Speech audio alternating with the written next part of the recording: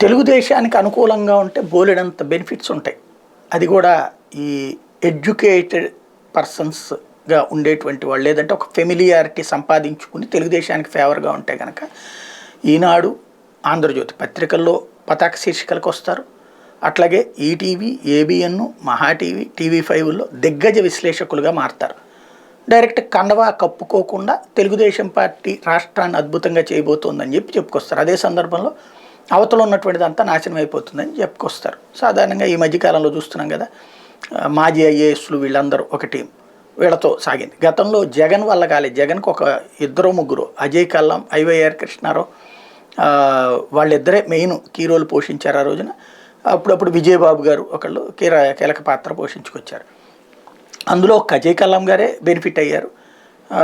ఈయన మెయిన్ వచ్చేటప్పటికి అప్పటికి విజయబాబు గారు సైలెంట్గానే ఉన్నారు. అప్పుడు ఆయన సమాచార శాఖ కమిషనర్గా ఉన్నట్టున్నారు.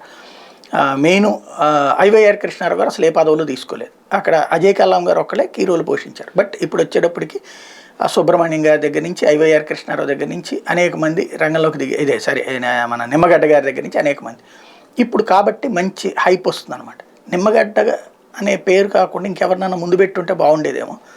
ఎందుకంటే ఇక్కడ ప్రధానమైనటువంటి సమస్య ఒకటి వస్తుంది.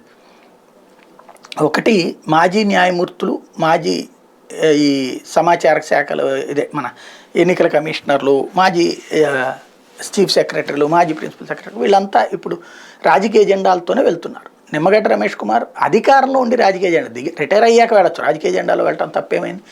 ప్రకటన స్వాతంత్రం పక్కుంది, రాజకీయ స్వాతంత్రం కూడా ఉంటుంది.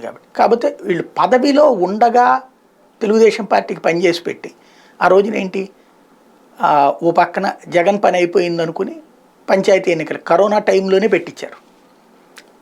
అది ఇట్లా కరోనా కదా అంటే, అబ్బాయి చూసారా జగన్ భయపడిపోతున్నాడని తెలుగుదేశం వాళ్ళు అనడానికి వీలుగా ఈయన స్టేట్మెంట్ల మీద స్టేట్మెంట్లు ఇచ్చారు. తీరా చూస్తే అక్కడ 80% గెలిచేసింది వైసీపీ. దాంతో కంగారు పడేసి సెకండ్ విడతకి టైం రెడీలో ఉంచుకుని కరెక్ట్ కావాలని ఆ టైంలో క్లోజ్ చేసేశారు. దాదాపు ఎన్ని నెలలు, ఏడాది దగ్గరగా.